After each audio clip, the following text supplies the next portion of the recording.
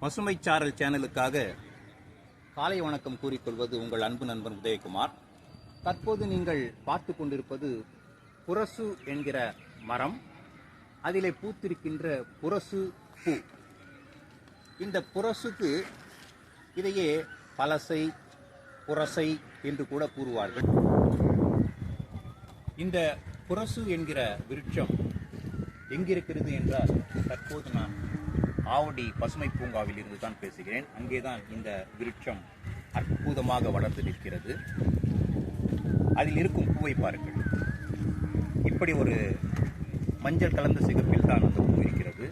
இது மொத்தமாக பூத்திருக்கும் போது தூரத்திலிருந்து பார்க்கும்போது தீப்பற்றி எறிவது போல் பிரம்மை கிடைக்கும். அப்படி ஒரு தோற்றம் இதற்கு உண்டு. இந்த புரசு என்கிற பூவை பற்றி நாம் இங்கே சில விஷயங்களை பகிர்ந்து கொள்வோம். முதலில் இது நம்ம பழைய சென்னையின் மத்திய பகுதியில் இந்த பூ நிறைய இருந்திருக்கு, இந்த மரம் நிறைய இருந்திருக்கு.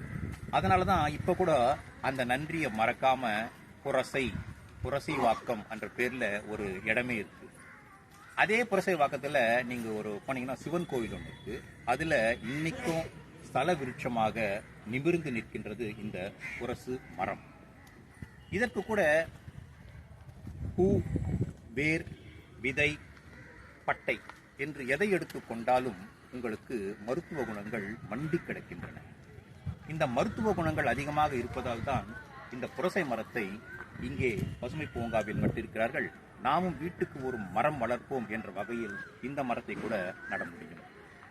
இப்படி ஸ்தல விருட்சம் கொண்ட பூ மட்டுமல்லாமல் இந்த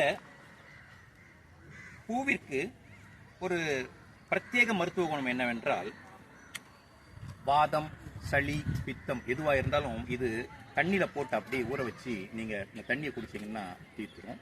ரெண்டாவது, இந்த ஹோலி பண்டிகைக்கு கலர்லாம் அடிக்கிறாங்க பார்த்தீங்களா, அந்த கலருக்கு என்ன பண்ணுறாங்கன்னா இந்த பூவை காய வச்சு இந்த பொடியை அதில் கலந்து அந்த ஹோலி பண்டிகைக்கு உண்டான அந்த பொடியும் செய்கிறாங்க. இப்படி இதை பற்றி நம்ம சொல்லிக்கிட்டே போகலாம். இந்த அழகே என்னன்னா, தூரத்துலேருந்து பார்க்கும்போது இதுக்கு ஒரு அழகு இருக்குது பார்த்தீங்களா, அதுக்காகவே இந்த மரத்தை பற்றி இன்றைக்கி நம்ம டிஸ்கஸ் பண்ணோம். இந்த தகவல்களுடன் உங்களிடமிருந்து விடைபெறுவது ஒளிப்பதிவாளர் நீலகண்டனுடன் அன்பு நண்பன் உதயகுமார். வணக்கம்.